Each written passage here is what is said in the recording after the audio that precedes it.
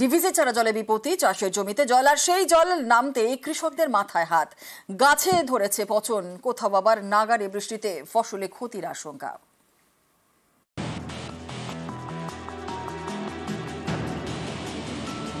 গত কয়েকদিন ধরে নাগাড়ে বৃষ্টি, জল ছেড়েছে ডিভিসি। এর জেরে হুগলির আরামবাগে জলমগ্ন হয় বিস্তীর্ণ এলাকা। বিঘের পর বিঘে চাষের জমিতে জল জমে, সেই জল নামছে। কোথাও নুয়ে পড়েছে গাছ, কোথাও পচে গেছে গাছের গোড়া। অনেকে ধান গাছ বসিয়েছিলেন, সেই গাছ নষ্ট। এর জেরে কৃষকদের মাথায় হাত।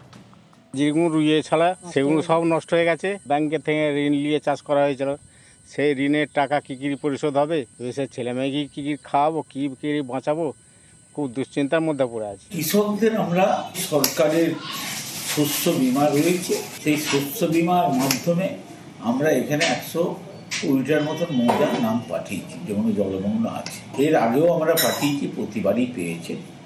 এবারেও কিছু না কিছু সরকার নিশ্চয়ই চিন্তা ভাবনা নেবেন।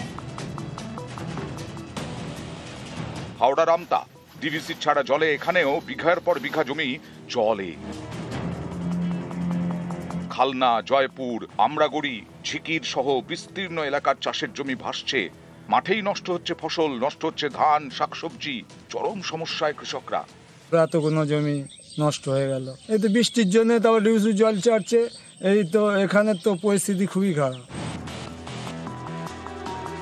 উত্তর 24 পরগনার স্বরূপনগর, গত কয়েকদিনের বৃষ্টিতে এখানে চাষের জমিতে জল। চারঘাট পঞ্চায়েত এলাকার বিস্তীর্ণ অংশে মাঠেই নষ্ট হচ্ছে ফসল। পটল আছে, কাঁকরোল আছে, পেঁপে আছে, সব তো জলে ডুবে গেছে, সব নষ্ট হয়ে। 4-5 বিঘে আছে, তার মধ্যে একটু পাট আছে কিছু। কেমন ক্ষতি হবে, কেমন টাকা? 40-50 হাজার তো হবে। আমরা অলরেডি ডিস্ট্রিক্টকে ইনফরমেশন পাঠিয়েছি। আগামী সপ্তাহ থেকে প্রত্যেকটা পঞ্চায়েতে বাংলার শস্য বিমার ক্যাম্প হবে। আপনারা দয়া করে বাংলার শস্য বিমার ক্যাম্পে যাবেন, আপনার প্রয়োজনীয় নথি আমাদেরকে দেবেন। আপনারা যাতে যথোপযুক্ত কম্পেনসেশন পান, আমরা তার বন্দোবস্ত করছি। নিউজ 18 বাংলা।